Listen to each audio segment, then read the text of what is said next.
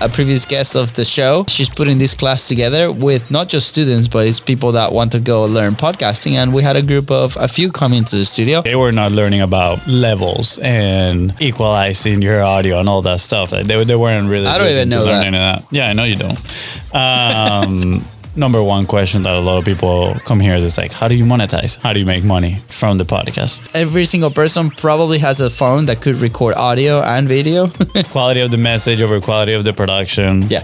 Take a look at your schedule and what are the resources that you have in order to bring your vision to life. That's what's going to make a podcast good. It's not about do you have a backlight that is all flashy or not. It's about the quality of what you're listening to. What's up, everybody? Welcome back to Content is Profit. Today, we have a fun one. Something happened last week. Well, lots of things happened last week, but in studio, we had the visit of a podcasting class of University of North Florida, our alma mater, or at least my alma mater. Well, me too. I graduated. Did you? Yeah. Okay. I just never went to the graduation. He's like, no, not about that life. No, I'm kidding. I don't know. Why didn't you go to the graduation? Because there was nobody here. Like, why am I going to go to? Like, I'm just going to go to pick a piece of paper that actually, there's not even the piece of paper there. You have to like go to the office and then pick the actual diploma. Pay for the diploma after you pay for like 4 years of education. And I mean, the people that I love weren't here. I mean, you're here, but mom and dad weren't here. Thank you. You know? So no need to go. Fonzie won, the system zero. But anyways, you saw it as a waste of time. We continue to engage with them because honestly, they have pretty interesting programs, right? And Rita, who was a previous guest of the show, she's putting this class together with not just students, but it's people that want to go learn podcasting. And we had a group of a few come into the studio. I personally wasn't there, and we haven't really debriefed what happened, or you kind of told me, oh, it was actually a really good experience. So I wanted to break it down live here on the show. So what's up, Fonzie? Tell us a little bit more of what happened and how was the whole experience? It was a very broad question. I apologize for my energy and voice in advance. I feel like I'm getting a little sick in here, so it's kind of rough. Not gonna lie, the throat hurts. That being said, I mean, it was a fun experience just having people come over, see the studio. I don't think none of them has ever seen like a professional studio, and then some of them had different levels of podcasting experience. I think a couple had about 50 episodes produced. Some haven't released their podcast at all. Yeah. Right. So it was fun just to have them in and ask questions about our experience, what we've done, you know, how we work our podcast, what do we do with the studio, what type of people come to the studio. Yeah. All sorts of questions, which was pretty interesting. And then they used some of their time to record their intros and outros for what I'm guessing is the shows that are working in the class. Yeah, no, that's awesome. So you mentioned there's certain levels, right? You have beginners and then you have people that have been producing them a little bit more. Did they have like any specific questions about podcasting? Because I had a call this morning with somebody else launching their new show, and we can dive into that in a little bit. But were there any specific questions that they had? Were they looking for like elevating their production? Not really. I mean, they didn't know how to use the Rodecaster like a mixer, right? Okay. So I had to guide them through that just a little bit. And, you know, some people don't know what you don't know. And I think some people, they're just weren't aware of some of the tools that are out there to enhance the production of their podcast or just make it easier on the process for them. Like the Rodecaster is one of the tools that we recommend the most, but they didn't really have any questions, right? And again, I'm attaching to that they don't know what they don't know, right? Yeah. Maybe for them, a professionally produced podcast is, you know, those big mixers and, you know, like those kind of like more probably even more professional, right? Setups for in like music studios that they have the machines with like tons of levers and all that stuff. So again, maybe they didn't know exactly what questions to ask. The one question that I did get from one of them specifically to like podcasting was mostly from just how do you make money, right, from the podcast. And I think that's a number one question that a lot of people come here. It's like, how do you monetize? How do you make money doing this, etc. Right? So obviously I guided them through what we've shared multiple times here on the show, which is how we use our podcast to build relationships, and those relationships turn into opportunities. Yeah. And then a little bit of a hypothesis on our growth partners that we're potentially going to try with the football show. I mean, it's something that works. We just haven't done it ourselves just because we attach a service, but we certainly have show that around that do it.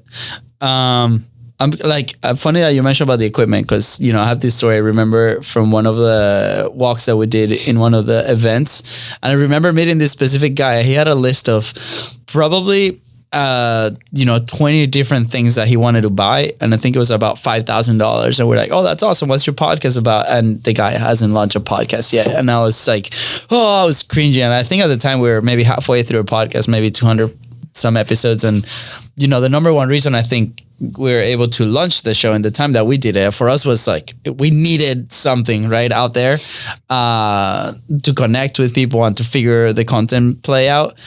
Was the low friction of let's get it out there with the equipment that we have today, right? So somehow, every single person probably has a phone that could record audio and video right out there. And that's literally enough to probably launch a show. And again, quality of the message over quality of the production. So every time I see a lot of people with lists or, we have this equipment that's collecting dust, I just cringe a little because, to launch it is not really needed right today. And again, quality, very subjective, I think. And we had this guy come in last week, great, awesome dude that has been like in the music industry for a long time. And a lot of the questions that he's been asking was also around the production aspect and the equipment. So he thought he needed to be like in the room controlling everything. And, he had one of those big consoles where he like modifies the levels and things. And that's something that now today in post-production, maybe with some of the softwares that are out there, you can do. But equipment like the Rodecaster, like I said, we're not sponsored by any means by them, but we just used them for the last 5 years. Makes like really... a really good quality product if you want to put your message out there at an accessible price point. So what are the levels that you see like production wise, right? Because they came here clearly to a professional environment to learn a little bit more about production. I see almost like a beginner, intermediate, and advanced, right? How do you see it? Well, I don't think they came in here only for the production. They just... I think it was more like a field trip. It felt like more like a field trip that they wanted to see, what the studio looked like, the setup, and some of the equipment. But they weren't really like, they were not learning about, levels and, equalizing your audio and all that stuff. Like they weren't really. I don't even know that. Yeah, I know you don't. So. I mean, one of the guys did ask, because I turned on the computer and I was like, hey, look, like when you get your file back home, this is how it's going to look like. So I showed them that the Rodecaster gives you like 14 tracks, right? If you have it on RAW. Yeah. And they were like, whoa, okay. So I was like, let me break it down for you. The first two are like the mix, meaning everything is like together, already kind of like equalized, like it sounds good. And one of the guys was like, how do you know all this? And I was like, well, I dove deep into it, like when we started creating our first podcast, I just wanted to have a quality product. And I was like, well, let me educate myself. Back then it was mostly on the video side of things, messaging for us as well. And then when we got the studio, I was like, well, I need to learn more about audio a little bit. So I dove a little bit deeper into that and some of the concepts. And again, I wouldn't consider myself an expert by any means, but I think I know more than the average person, even the average podcaster, right? So I can help them. It's kind of like stay one step ahead, right, of the people that you're trying to help. And then you're going to be able to help them take the next step. Yeah. I think, gosh, what's going on? Dude, are you allergic to solo episodes? I don't know. I got something on my nose. That's funny. To start wrapping it up, and I think, maybe advice for some people out there. Just this morning, we had somebody that's launching a show here in the studio, right? And we had to go through the publishing pyramid, where at the top you have resources, right? Whether that's like your time, money, team, then right below that you have the capacity of those resources. How much can we do? And this specific couple, they're amazing. They're so fun. They have a fun concept that they want to kind of put out there. They have a really interesting mission, and they want to reach on one side the relationships to continue to move their business, and then on the other side they feel very passionate about helping the potential audience that's there.